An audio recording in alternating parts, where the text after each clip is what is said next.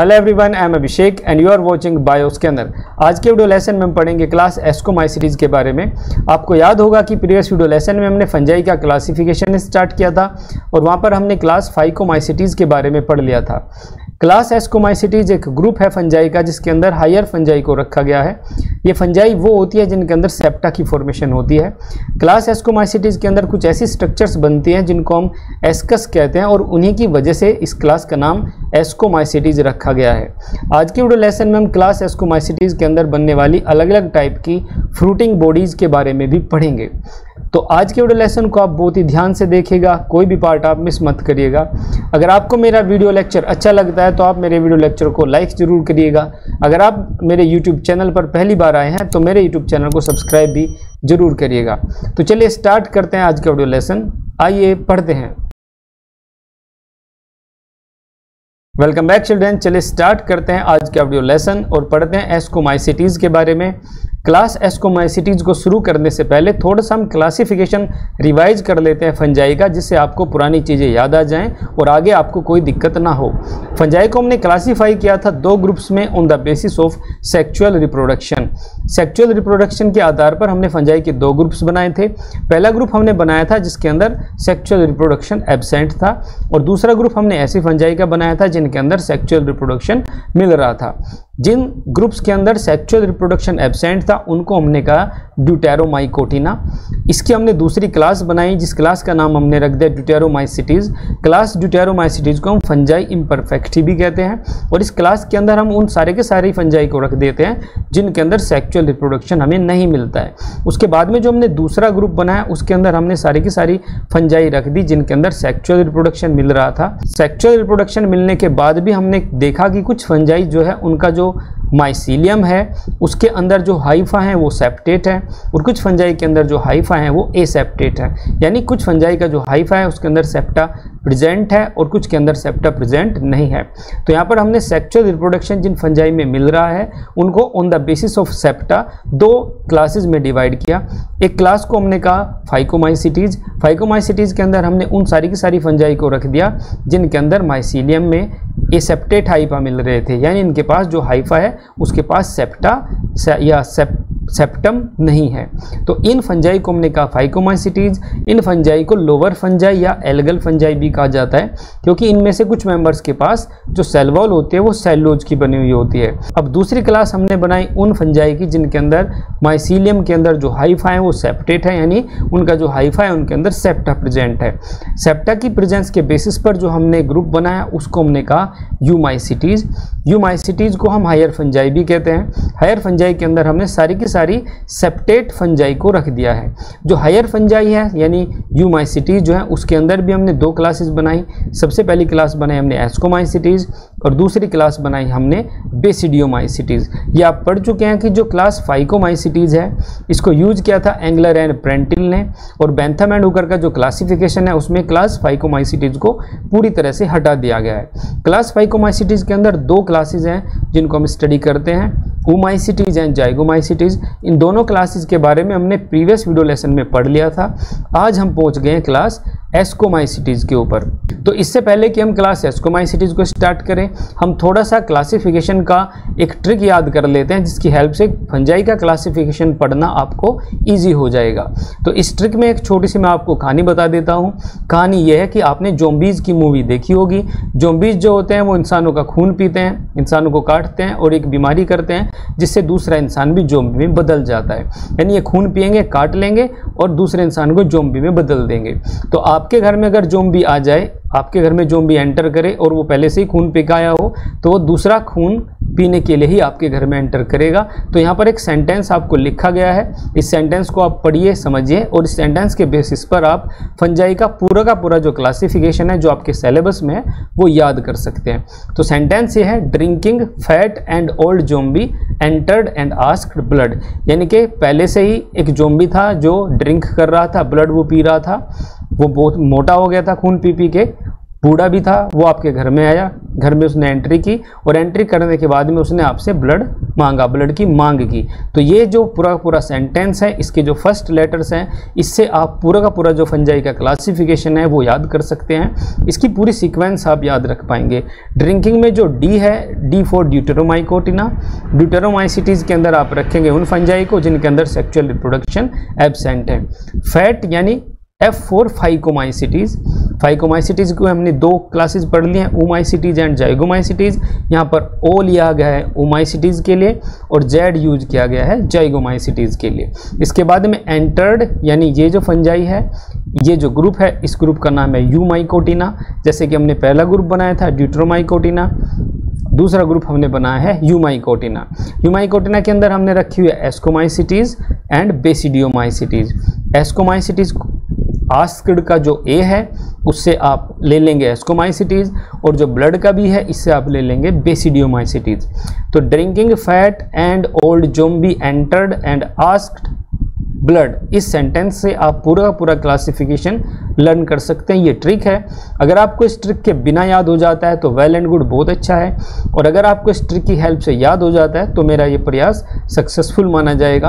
अगर आपको इस ट्रिक की हेल्प से भी क्लासिफिकेशन याद नहीं होता है तो आप अपनी कोई सेपरेट ट्रिक तैयार कर सकते हैं जिसकी हेल्प से आप क्लासिफिकेशन को पूरी सीक्वेंस में अच्छे से याद कर सकें। तो ये हो गया क्लासिफिकेशन। अब हम शुरू करते हैं यूमाइसिटीज़। यूमाइसिटीज़ को हमने हायर फंजाई भी कहा है। हायर फंजाई यानी कि ये एडवांस फंजाई है। इन एडवांस फंजाई के अंदर जो हाइफा है वो सेप्टेट आपको मिलेगा, सेप्टेट हाइफा होगा। इनकी जो सेल वॉल है वो काइटिन की बनी हुई होगी, ज़्यादातर काइटिन की ही सेल वॉल मिलेगी। और इस ग्रुप के अंदर हमने यूनिसेलर और मल्टीसेलर दोनों ही टाइप की फंजाई को इंक्लूड किया है। ज़्यादातर फंजाई इस ग्रुप में आने वाली सेप्रोट्रोफिक होंगी, पैरासाइटिक होंगी या डिकम्पोजर्स होंगी। इस ग्रुप के अंदर हमने दो क्लासेज रखी हैं, एस्कोमाइसिटीज एंड बेसिडियोमाइसिटीज। आज आपको पढ़ना है क्लास एस्कोमाइसिटीज के बारे में। आज के वीडियो लेसन में हम क्लास एस्कोमाइसिटीज और इसके अंदर मिलने वाली फ्रूटिंग बॉडीज, एस्कोमाइसिटीज के जनरल फीचर्स के बारे में पढ़ेंगे। नेक्स्ट वीडियो लेसन में हम क्लास एस्कोमाइसिटीज के अंदर आने वाले कुछ इंपॉर्टेंट ऑर्गेनिजम्स के बारे में पढ़ेंगे जो इसके अंदर इंक्लूडेड हैं, जिनको इस क्लास में रखा गया है। उनसे आने वाले जो क्वेश्चंस है प्रीवियस ईयर्स के वो भी हम नेक्स्ट वीडियो लेसन में ही करेंगे। उसके बाद में हम पढ़ेंगे बेसिडियोमाइसिटीज। तो चलिए स्टार्ट करते हैं पढ़ना एस्कोमाइसिटीज को। एस्कोमाइसिटीज में जो नाम लिया गया है यहाँ पर एस्कस का मतलब है सैक, सैक यानी कि थैला, माइकीज यानी फंगस, यानी कि जो फंजाई होते हैं ये ऐसी लगती है जैसे कि कोई थैला है। यानी इन फंजाई के अंदर कुछ स्ट्रक्चर्स आपको ऐसी मिलेंगी जो दिखने में थैले की जैसी होती है। जैसे कि आप मार्केट जाते हैं कुछ सामान लेने के लिए और पीठ पे अपना पिट्ठू बैग टांग लेते हैं या थैला टांग लेते हैं और उस थैले के अंदर बहुत सारी चीज़ें रख लेते हैं। इसी तरह से ये जो फंजाई है इनके पास भी एक थैला होता है, उस थैले के अंदर ये कुछ बहुत सारी चीज़ें रख लेती हैं। आप ये समझ लीजिए जो थैला इनके पास होता है, यानी पीठ पर इन्होंने एक थैला टांगा हुआ है इस फंजाई ने। ये फंजाई है और इसने अपनी पीठ पर ये थैला लादा हुआ है। इस थैले के अंदर इसने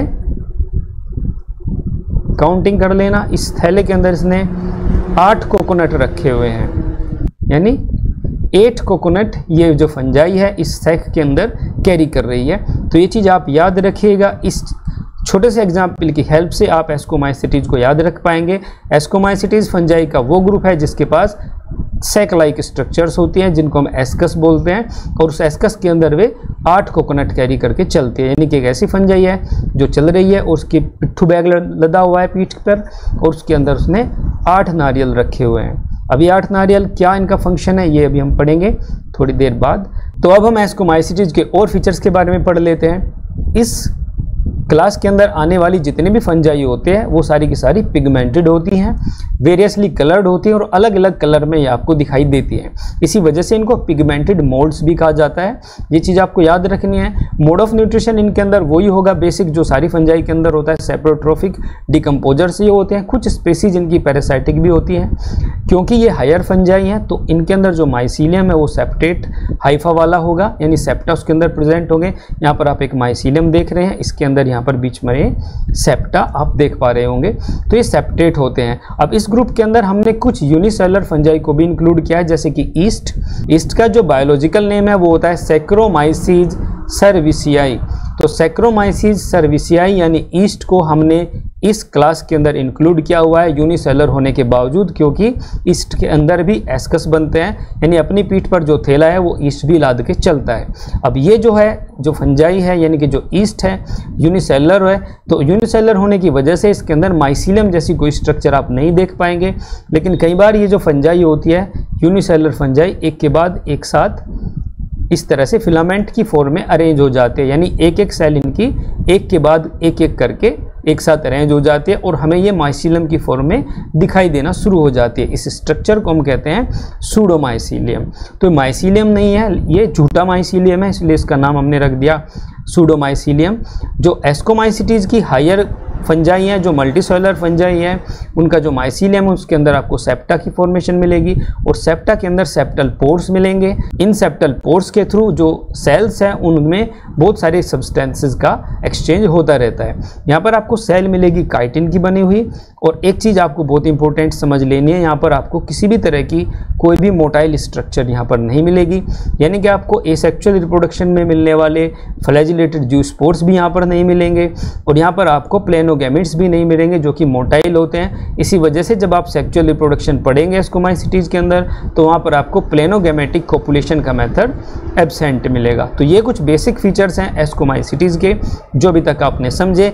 एक बार और समझ लीजिए कि जो एस्कोमाइसिटीज़ होती हैं वो पिगमेंटेड मोल्ड्स होते हैं, यानी कि अलग अलग कलर में हमें दिखाई देंगी। हायर फंजाई है, इसी वजह से इनका जो उनका हाइफा होता है वो सेप्टेट होता है। इसके अंदर हमने यूनिसेलुलर फंजाई से लेकर के मल्टीसेलुलर फंजाई को रखा हुआ है।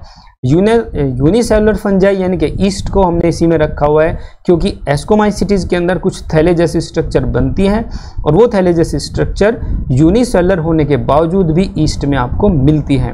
ईस्ट की कभी कभी कुछ सेल्स एक साथ इकट्ठा हो जाती हैं, एक फिलामेंट की फॉर्म बना लेते हैं, इसको हम बोलते हैं सूडोमाइसीलियम। एस्कोमाइसिटीज़ के अंदर जो सेल वॉल होगी वो बनी हुई होगी काइटिन की, और ये क्योंकि वाटर में बिल्कुल नहीं मिलती, एक्वेटिक ये नहीं है, इसीलिए इनके पास कोई भी मोटाइल स्ट्रक्चर्स ज़ूस्पोर्स या प्लेनोगैमेट्स नहीं मिलते हैं। अब हम सबसे पहले क्लास एस्कोमाइसिटीज़ के अंदर एसेक्सुअल रिप्रोडक्शन पढ़ते हैं, इसके बाद में हम क्लास एस्कोमाइसिटीज़ के अंदर मिलने वाले सेक्सुअल रिप्रोडक्शन के बारे में समझेंगे। क्लास एस्कोमाइसिटीज़ के अंदर सबसे पहले हम ईस्ट से ही शुरुआत करते हैं क्योंकि ये यूनिसेलुलर फंजाई है क्लास एस्कोमाइसिटीज़ की। इसके अंदर जो एसेक्सुअल रिप्रोडक्शन है वो मिलता है बडिंग के थ्रू और फिशन के थ्रू। ये दोनों ही मेथड्स आप पढ़ चुके हैं। एक सेल होती है, उससे एक छोटी छोटी सी बर्ड यहाँ पर एमर्ज हो जाती है और ये बर्ड डिटैच होकर के नए इंडिविजुअल को बना देती है। फिशन के अंदर एक सेल दो हिस्सों में डिवाइड हो जाती है कॉन्स्ट्रिक्शन की हेल्प से। तो ये दो मेथड मिलेंगे आपको ईस्ट के अंदर। इसके अलावा इसके अंदर आने वाली जितनी भी और फंजाई हैं, यानी क्लास एस्कोमाइसिटीज़ के अंदर ईस्ट के अलावा जितनी भी फंजाई को इंक्लूड किया गया है उन सभी के अंदर एसेक्सुअल रिप्रोडक्शन का जो मेथड मिलेगा वो मिलेगा आपको कोनिडिया के थ्रू। कोनिडिया आपने पढ़े थे कि ये चेन लाइक स्ट्रक्चर्स होते हैं और हाइफा के टिप पर ये स्ट्रक्चर्स बनती हैं, नॉन मोटाइल ये स्ट्रक्चर्स होती हैं, एयर के थ्रू ये डिस्पर्स होते हैं, बहुत ही लार्ज नंबर में बनती हैं। तो ये कोनिडिया होती हैं। कोनिडिया आपको याद रखनी है, क्लास एस्कोमाइसिटीज़ का बहुत इंपॉर्टेंट कैरेक्टरिस्टिक फीचर है कोनिडिया की फॉर्मेशन। कोनिडिया जिस हाइफल ब्रांच के ऊपर बनती है, जैसे कि इस हाइफा के ऊपर कोनिडिया बन रही है तो उसको हम बोलते हैं कोनिडियोफोर्स। जो कोनिडिया है ये यहाँ पर चेन की तरह से आपको दिखाई देती है। कोनिडिया का ही कलर अलग अलग टाइप का होता है जिसकी वजह से जो क्लास एस्कोमाइसिटीज़ की फंजाई है वो आपको अलग अलग कलर की दिखाई देगी। जैसे कि एक फंजाई है एस्परजिलस, वो ग्रीन कलर में आपको दिखाई देगी। फंजाई पेनिसिलियम नोटेटम जो होती है वो आपको ब्लू ग्रीन कलर में दिखाई देगी। पेनिसिलियम को इसी वजह से ब्लू ग्रीन मोल्ड भी कहते हैं। तो अलग अलग कलर्स इसकी जो कोनिडिया है उसके होते हैं। और आपको जब आपने ब्रेड देखी होगी, अगर आपने ब्रेड देखी है खाने वाली या आपने फ्रूट्स देखे हैं जैसे कि ऑरेंज आपने देखा होगा, लेमन आपने देखा होगा, कई बार उसके ऊपर ग्रीन कलर के या और अलग अलग टाइप के कलर की फंगस आपको ग्रो करता हुआ दिखाई देगा। तो वो जो वेरियसली कलर्ड फंगस ग्रो वहाँ पर कर रहा है ब्रेड के ऊपर या फ्रूट्स के ऊपर, वो सारे के सारे मेंबर्स हैं एस्कोमाइसिटीज़ के। और अगर वो जो फंगस आपको ब्लैक कलर में दिखाई दे रहा है तो आप समझ जाइएगा कि वो ब्लैक मोल्ड है और वो मेंबर है फाइकोमाइसिटीज़ का। तो कलर की हेल्प से भी आप पहचान सकते हैं कि आपका जो फूड प्रोडक्ट है उसके अंदर कौन सी क्लास की फंजाई का इन्फेक्शन हो चुका है। ये हो गया asexual reproduction in class ascomycetes. अब हम देखते हैं modes of sexual reproduction. Sexual reproduction के सारे मोड्स आपको एस्कोमाइसिटीज में मिलेंगे। सिर्फ एक मोड ऑफ रिप्रोडक्शन यहाँ पर एब्सेंट है, that is planogametic copulation. Planogametic copulation जिन फंजाई के अंदर मिलता है वो सारी की सारी एक्वेटिक होती हैं, पानी के अंदर मिलती है, इसी वजह से उनके अंदर प्लेनोगैमिट्स बनते हैं जो कि फ्लैजिलेटेड होते हैं। अब जो क्लास एस्कोमाइसिटीज इसके अंदर आने वाली जो फंजाई है वो सारी की सारी सेप्रोट्रोफिक हैं, पैरासाइटिक हैं, या फिर कोप्रोफिलस भी इसके अंदर कुछ फंजाई आती हैं। तो ये सारी की सारी फंजाई जो होंगी इनके अंदर प्लेनोगैमेटिक कोपुलेशन को छोड़कर सारे ही टाइप के मोड्स ऑफ सेक्सुअल रिप्रोडक्शन आपको देखने को मिलेंगे। यानी कि इनके अंदर आपको मिलेगा गैमेटिक कोपुलेशन। गैमेटिक कोपुलेशन का मतलब है यानी कि यहाँ दो गैमेटेंजिया बनेंगी, एक दूसरे से फ्यूज हो जाएंगी और अपनी आइडेंटिटी लूज कर देंगी। गैमेटेंजियल कॉन्टैक्ट यानी कि यहाँ पर दो गैमेटेंजिया एक दूसरे के कॉन्टैक्ट में आएंगी। मेल गैमेटेंजिया फर्टिलाइजेशन ट्यूब बनाएगी जिसके थ्रू मेल गैमेट या मेल न्यूक्लियस को ट्रांसफर कर दिया जाएगा। स्पर्मेटाइजेशन भी यहाँ पर मिलेगा, यानी कि यहाँ पर जो मेल हाइफा है उससे छोटे छोटे स्पोर की तरह के स्पर्मेशिया रिलीज होंगे जो फीमेल हाइफा के पास जाकर के उसकी ट्राइकोगाइन से एसोसिएट हो जाएंगे। यहाँ पर सोमेटोगेमी भी मिलेगी। सोमेटोगेमी मिलते हैं बिल्कुल हायर और एडवांस फंजाई के अंदर। सोमेटोगेमी में जो दो हाइफा होते हैं पॉजिटिव और नेगेटिव स्ट्रेन के, उनके साथ ही उनके अंदर ही जो न्यूक्लियाई है उनका एक्सचेंज होता है, यानी एक सेल के अंदर दो न्यूक्लियाई चले जाते हैं, दूसरे हाइफा का भी न्यूक्लियाई एक सेल के अंदर चला जाता है और वो सेल डाइकैरियोटिक बन जाती है। तो ये सारे के सारे जो मोड्स ऑफ रिप्रोडक्शन है सेक्सुअल रिप्रोडक्शन के, ये जो मेथड्स हैं ये सारे आपको एस्कोमाइसिटीज में मिलेंगे। याद रखना है आपको यहाँ पर प्लेनोगैमेटिक कोपुलेशन एब्सेंट होता है। तो एस्कोमाइसिटीज के अंदर एक छोटी सी इंपॉर्टेंट चीज़ है जो आपको याद रखनी है। इंपॉर्टेंट चीज़ इसमें कई सारी हैं, कई चीज़ें यहाँ पर इंपॉर्टेंट है। सबसे पहली चीज़ इसमें यह आती है कि ये आपको पता है कि जो सेक्सुअल रिप्रोडक्शन के टाइम पे इवेंट्स होती हैं वो 3 इवेंट्स होती हैं। पहली इवेंट होती है प्लाज्मोगेमी, दूसरी होती है कैरियोगेमी और तीसरी होती है मियोसिस। समझ लेते हैं हम यहाँ पर, ये एक हाइफा है, ये पॉजिटिव स्ट्रेन का एक हाइफा है और ये दूसरा नेगेटिव स्ट्रेन का हाइफा है। तो यहाँ पर दो हाइफा एक दूसरे के जैसे ही क्लोज आते हैं, ये हाइफा की कुछ सेल्स यानी एक सेल्स आपस में एक दूसरे से एसोसिएट हो जाती हैं। जैसे ये सेल्स एसोसिएट हो जाती हैं तो यहाँ पर ये सबसे पहला स्टेप होता है, इनका जो साइटोप्लाज्म है वो एक दूसरे से मिक्स हो जाता है। तो प्लाज्मोगेमी पहला स्टेप होता है। इन तीनों के तीनों स्टेप्स के बारे में आप पढ़ चुके हैं। प्लाज्मोगेमी के अंदर क्या होगा, दो जो सेल्स होंगी हाइफा की वे एक दूसरे से फ्यूज होंगी और उनके जो साइटोप्लाज्म है वो फ्यूज हो जाएंगे। साइटोप्लाज्म फ्यूज होने के बाद में टाइम आता है उनके न्यूक्लियाई के फ्यूज होने का। लेकिन एस्कोमाइसिटीज में बस एक चीज़ आपको याद रखनी है, यहाँ पर जो प्लाज्मोगेमी के रिजल्ट से इस सेल बनती है यानी कि जो डाइकैरियोटाइजेशन हो जाता है, ये एक सेल बन जाते हैं जिसके पास दो न्यूक्लियाई हैं। इस सेल को हम डाइकैरियोटिक सेल भी बोल सकते हैं। तो जो ये डाइकैरियोटिक सेल है ये काफ़ी लंबे टाइम तक इसी अवस्था में रहती है। यानी कि होना ये था कि प्लाज्मोगेमी हो गई, प्लाज्मोगेमी में साइटोप्लाज्म फ्यूज हो गए, अब उसके तुरंत बाद आनी थी कैरियोगेमी, जिसमें क्या होता जो दो न्यूक्लियाई हैं वो फ्यूज होके एक डिप्लॉयड स्ट्रक्चर बना देते। लेकिन यहाँ पर क्या होता है एस्कोमाइसिटीज के अंदर, एस्कोमाइसिटीज के अंदर ये होता है कि जो डिप्लॉयड स्ट्रक्चर होनी थी यानी जो कैरियोगेमी होनी थी ये डिलेड हो जाती है, काफ़ी टाइम के बाद कैरियोगेमी होती है। तो यहाँ पर एक गैप आ जाता है यानी प्लाज्मोगेमी और उसके बाद में जो आती है कैरियोगेमी, इनके बिल्कुल बीच में एक ट्रांजिशनल स्टेज आ जाती है।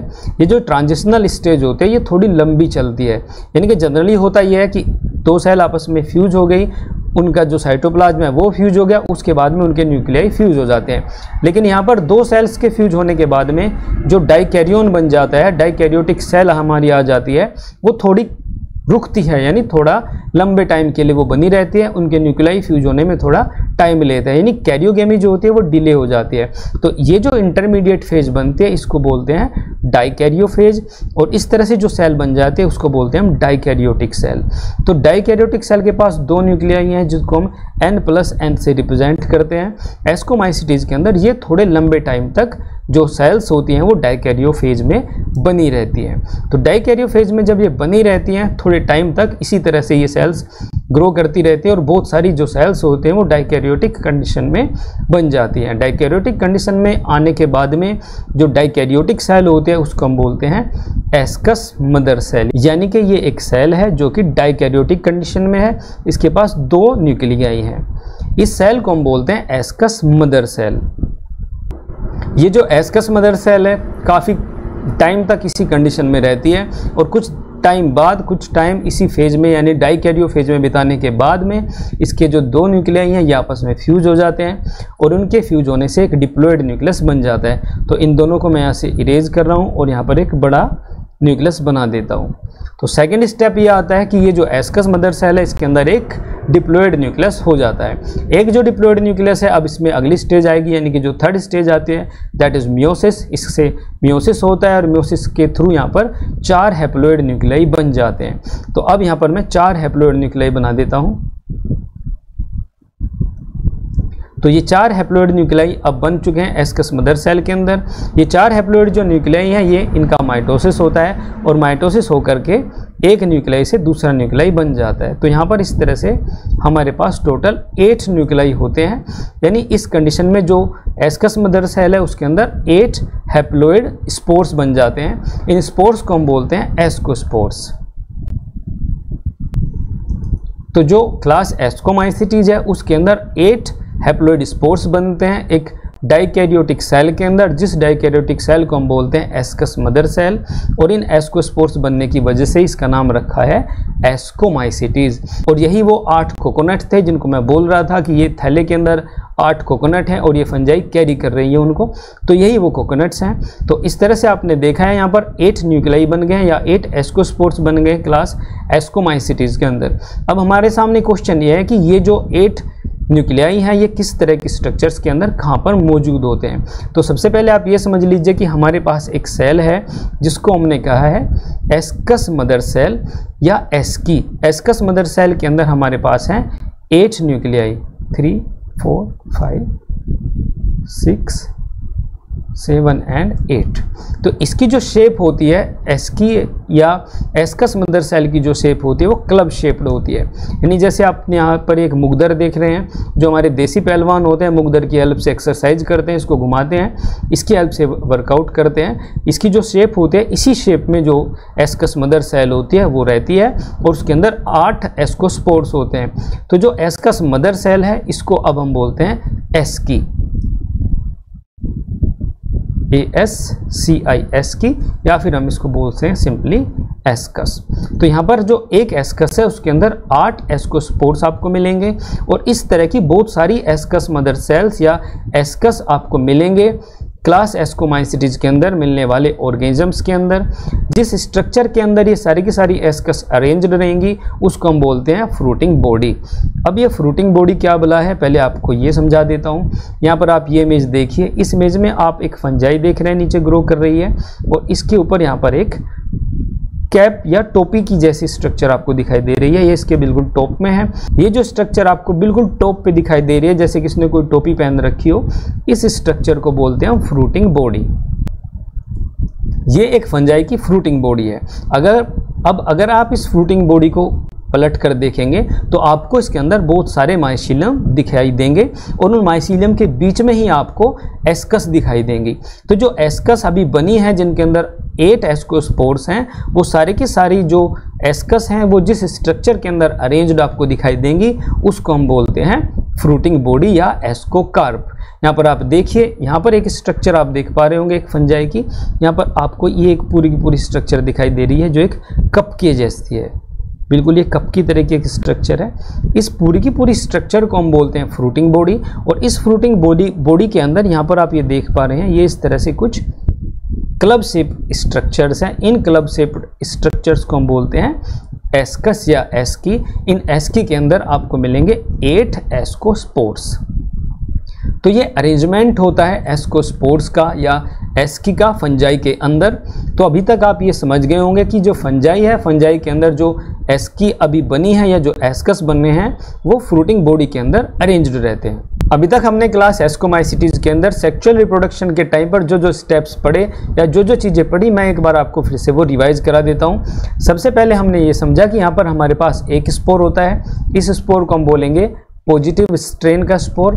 एक हमारे पास दूसरा स्पोर भी हो सकता है जो होगा नेगेटिव स्ट्रेन का स्पोर। तो ये दो स्पोर्स होंगे हमारे पास, ये दोनों के दोनों स्पोर्स जर्मिनेट करेंगे और इन दोनों स्पोर्स के जर्मिनेट करने से यहाँ पर हाइफा की फॉर्मेशन हो जाएगी। ये जो हाइफा है ये कम्प्लेक्स बन जाएगा, कम्प्लेक्स फॉर्मेशन में ये फैल जाएगा। तो इस तरह से यहाँ पर माइसीलियम हमारे पास हो जाएगा। तो ये इस तरह से हाइफा ग्रो कर रहे हैं, दो पॉजिटिव एंड नेगेटिव स्ट्रेन्स के। अब कुछ कंडीशन ऐसी आएंगी जब जाकर के ये जो हाइफा हैं ये एक दूसरे के क्लोज आ जाएंगे और यहाँ पर से इनका फ्यूजन स्टार्ट हो जाएगा।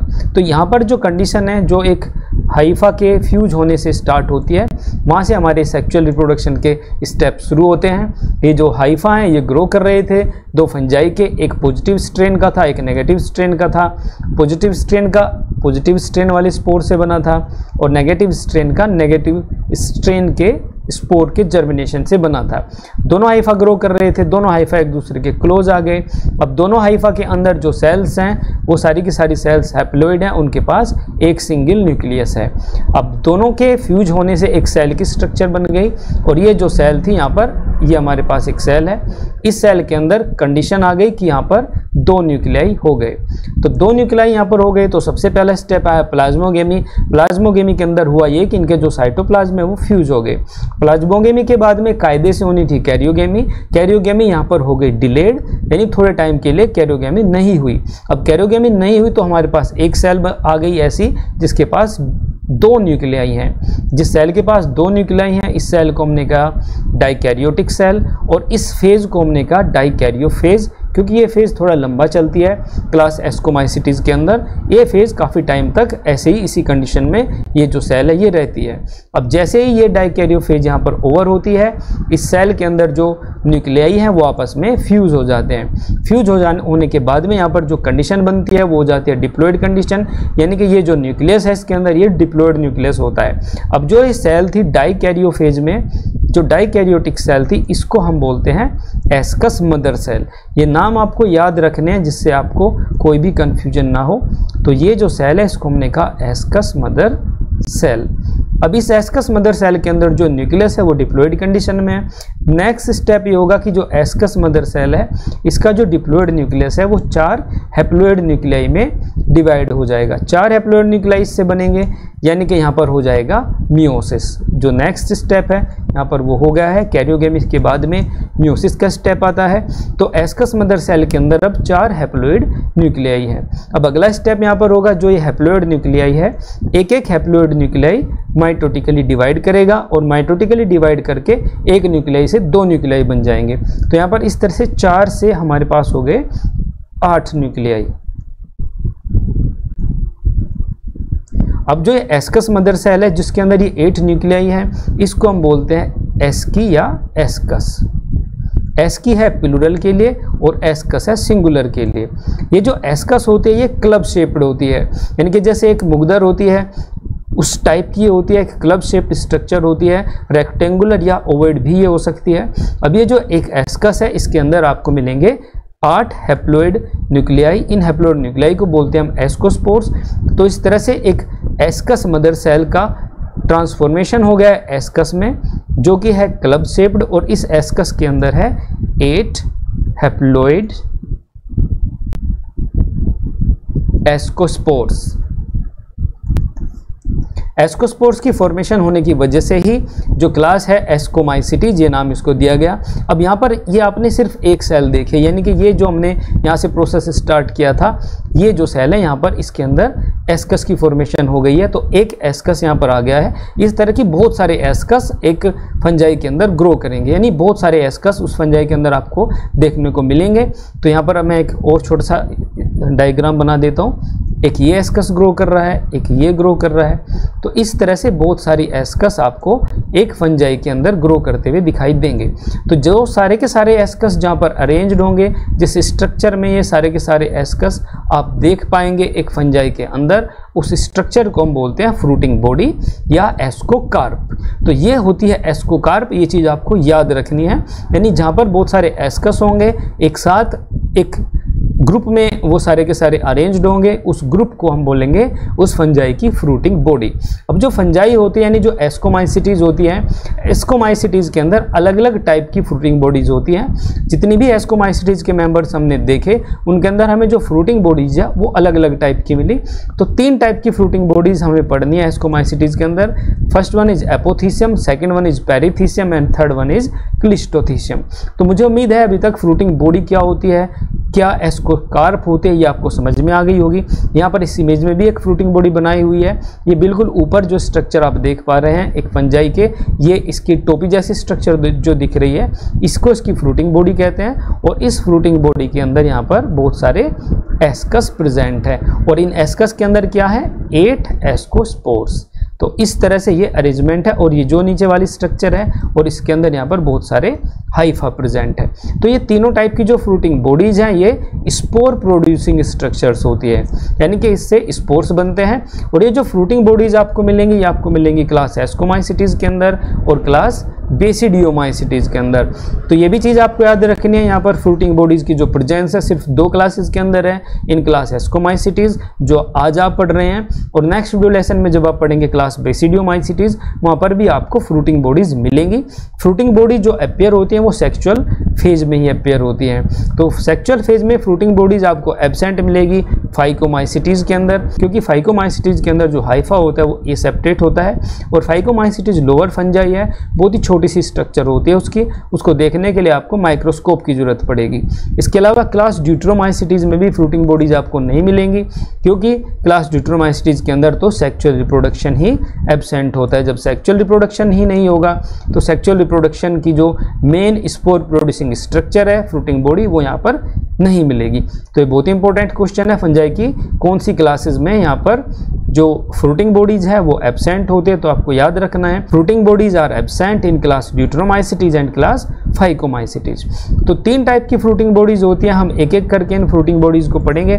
सबसे पहले हम पढ़ेंगे एपोथीसियम के बारे में। एपोथीसियम जो होती है ये कप की तरह की स्ट्रक्चर होती है। ये कप आप देख पा रहे होंगे किस तरह के ये कप हैं, आप समझ गए होंगे। जिस तरह के ये कप होते हैं इसी तरह की ये फ्रूटिंग बॉडी होती है। ये डिस्क शेप की स्ट्रक्चर में आपको दिखाई देगी। इसके अंदर बहुत सारे एस्कस आपको अरेंज्ड मिलेंगे। ये जो एस्कस हैं आपको ये क्लब शेप्ड में एस्कस या एस्की आपको मिलेंगी। यहाँ पर आप देख पा रहे होंगे, ये मैं आपको यहाँ पर ये दिखा देता हूँ। ये यहाँ पर एस्की अरेंज्ड आपको दिख रहे होंगे, ये अलग अलग स्टेजेस में एस्की हैं और इन एस्की के बीच में आपको यहाँ पर स्ट्रेल पैराफाइसिस भी दिखाई दे रहे होंगे, यानी कि ये नॉर्मल माइसीलियम है, नॉर्मल ये हाइफा है, ये सेक्चुअल स्टेज में नहीं है, इनका कोई फ्यूजन वगैरह नहीं हुआ है। तो जो एस्कस हैं उनके बीच बीच में आपको स्ट्रेल हाइफा दिखाई दे रहे हैं, इन हाइफा को बोलते हैं पैराफाइसिस। और जो अपर वाला पार्ट है फ्रूटिंग बॉडी का जिसके अंदर ये सारी की सारी एस्की अरेंज्ड है उसको बोलते हैं हाइमेनियम। तो यानी कि ये जो कप का ये वाला पार्ट है इंपॉर्टेंट पार्ट, जिसके अंदर आप ये ऑरेंज जूस पीते हैं, ये वाला जो पार्ट है इसको हम बोलते हैं हाइमेनियम। हाइमेनियम का ही यहाँ मेन काम है, हाइमेनियम के अंदर ही एस्की आपको अरेंज्ड मिलेंगी। तो यहाँ पर इस डायग्राम के अंदर वो सारा का सारा प्रोसीजर आप देख सकते हैं जो मैंने अभी आपको समझाया है। यहाँ पर आप देखिए एक पॉजिटिव स्ट्रेन का हाइफा है और ये एक नेगेटिव स्ट्रेन का हाइफा है, यानी कि एक पॉजिटिव स्ट्रेन का स्पोर है, ये यहाँ पर जर्मिनेट होकर के ग्रो कर गया है। ये नेगेटिव स्ट्रेन है, ये भी ग्रो कर गया है। अब यहाँ पर ये दोनों आपस में फ्यूज हो गए। तो फ्यूज होने पर ये जो आप देख रहे हैं ये डाइकैरियो फेज में है। डाइकैरियो फेज में काफ़ी टाइम तक ये रहता है। उसके बाद में इससे कुछ हाइफा जो फर्टाइल हाइफा हैं वो ग्रो कर रहे हैं और ये जो फर्टाइल हाइफा है ये ग्रो करके यहाँ पर अल्टीमेटली इन्होंने एक क्लब शेप स्ट्रक्चर बनाई है जिसको हमने कहा है एस्कस। इन एस्कस के बीच बीच में यहाँ पर ये जो नॉर्मल वाले हाइफा हैं जो फर्टाइल नहीं है, जो फ्यूज नहीं हुए, वो ग्रो कर रहे हैं। ये बीच बीच में ये ग्रो कर रहे हैं। अब हम इनको कह रहे हैं पैराफाइसिस। तो इस तरह से एक कप शेप स्ट्रक्चर होती है एपोथीसियम की। एपोथीसियम की जो फ्रूटिंग बॉडी है यानी एपोथीसियम टाइप की जो फ्रूटिंग बॉडी है उसकी शेप मिलेगी आपको कप की तरह की और इसके अंदर आपको एस्की मिलेंगी, जो कि बीच बीच में एस्की के बीच में आपको पैराफाइसिस मिलेंगे। तो ये होती है एपोथीशियम टाइप की फ्रूटिंग बॉडी। इसका एग्जाम्पल है एस्कोबोलस। ये एग्जाम्पल आपके लिए बहुत ज़्यादा इंपॉर्टेंट नहीं है। एपोथीशियम नाम से आपको ये याद रख लेना है कि apothecium is a cup shaped fruiting body. Next जो फ्रूटिंग बॉडी आती है वो होती है पेरिथीशियम। पेरिथीशियम की जो शेप होती है वो फ्लास्क की तरह की होती है। जैसे आप केमिस्ट्री लैब में आपने फ्लास्क देखा होगा, यहाँ पर उसमें ऊपर की तरफ एक पोर लाइक स्ट्रक्चर होती है। तो जो पेरिथीशियम होती है इसमें भी एक पोर लाइक स्ट्रक्चर होती है जिसको बोलते हैं ओस्टियोल। और इसका जो फ्लास्क है यानी फ्लास्क की तरह की जो स्ट्रक्चर है, इसके बिल्कुल लोअर सरफेस पर यहाँ पर एस्की प्रेजेंट है। ये आप एस्की देख पा रहे हैं यहाँ पर, और इन एस्की के अंदर आप एस्कोस्पोर्स भी देख रहे होंगे। तो ये एस्की अरेंज्ड है फ्लास्क शेप्ड स्ट्रक्चर के अंदर, जिसके चारों तरफ यहाँ पर ये माइसीलियम ग्रो कर गया है, जो कि सूडोपेरेन्काइमा की फॉर्मेशन इसने कर दी है। तो इस तरह की जो फ्लास्क की तरह की फ्रूटिंग बॉडी होती है उसको हम बोलते हैं पेरिथीशियम। इसका एग्जाम्पल है क्लेविसेप्स। इसके अंदर जो ओस्टियम है इसके थ्रू ये स्पोर्स रिलीज हो जाते हैं। ये होगी सेकंड टाइप की फ्रूटिंग बॉडी। थर्ड टाइप की जो फ्रूटिंग बॉडी होती है वो होती है क्लिस्टोथीशियम। क्लिस्टोथीशियम जो वर्ड है ये लिया गया है क्लिस्टोफोबिया से। कुछ आदमियों को, कुछ व्यक्तियों को जो बंद जगह होती है, बिल्कुल चारों तरफ से बंद अगर कोई जगह हो जाए, कोई सुरंग वगैरह हो, तो उनको उसमें डर लगने लगता है। तो ये जो बीमारी होती है उसको क्लिस्टोफोबिया कहा जाता है। और क्लिस्टोफोबिया ऐसी कंडीशन में होता है जब सारा का सारा जो सराउंडिंग होता है वो बिल्कुल चारों तरफ से बंद हो जाता है, तो उनका दम घुटने लगता है। तो ये बीमारी होती है कुछ लोगों में, उसको क्लिस्टोफोबिया कहते हैं। क्लिस्टोफोबिया होता है क्लोज कंडीशंस में या क्लोज्ड एनवायरनमेंट में, और क्लोज से ही यहाँ पर वो टर्म लिया गया है। ये जो फ्रूटिंग बॉडी है इसको बोलते हैं क्लिस्टोथीशियम।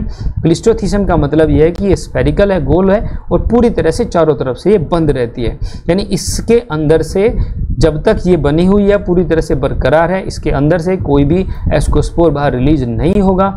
ये जो क्लिस्टोथीशियम है, पहले इसकी जो सूडोपेरेन्काइमा है ये यहाँ से डिस्ट्रॉय होगी, ब्रेक होगी, तब जाकर के यहाँ से जो एस्कोस्पोर्स हैं वो रिलीज होंगे। तो ये स्फेरिकल शेप में होती है, पूरी तरह से क्लोज्ड होती है, इसलिए इसको इंडेसेंट फ्रूटिंग बॉडी कहते हैं। पूरी तरह से चारों तरफ से ये क्लोज होती है, और इसके अंदर यहाँ पर आपको एस्की मिलेंगी। यहाँ पर एस्की अरेंज्ड है, और इन एस्की के अंदर आपको 8 एस्कोस्पोर्स दिखाई देंगे। नंबर्स आपको याद रखनी है, प्रेजेंस ऑफ 8 एस्कोस्पोर्स। तो ये हो गई तीनों टाइप की फ्रूटिंग बॉडीज जो मिलती हैं क्लास एस्कोमाइसिटीज में। इसी के साथ ही क्लिस्टोथीशियम के साथ ही मैं आज के वीडियो लेसन को कंक्लूड करता हूं। मुझे उम्मीद है कि जो जो चीज़ें आज के वीडियो लेसन में आपने पढ़ी आपको अच्छे से समझ में आ गई होगी। अगर आपको मेरे वीडियो लेक्चर्स अच्छे लग रहे हैं, जो चीज़ें मैं आपको पढ़ा रहा हूँ आपको अच्छे से समझ में आ रही हैं, तो मेरे यूट्यूब चैनल को सब्सक्राइब जरूर करिएगा, और अपने फ्रेंड्स के साथ मेरी वीडियोज़ को शेयर भी ज़रूर करिएगा। अगर आपको कोई डाउट है, कोई चीज़ आपको समझ नहीं आ रही है, तो आप बिल्कुल भी झिझकिएगा मत, कमेंट बॉक्स में अपने क्वेश्चंस लिखिएगा, मैं आपके क्वेश्चंस के रिप्लाई जरूर दूंगा। अब मैं मिलता हूं आपसे नेक्स्ट वीडियो लेसन में, जिसमें हम पढ़ेंगे क्लास एस्कोमाइसिटीज के कुछ इंपॉर्टेंट एग्जांपल्स के बारे में और प्रीवियस ईयर्स में आए हुए क्वेश्चंस के बारे में। Till then bye bye, thank you for watching.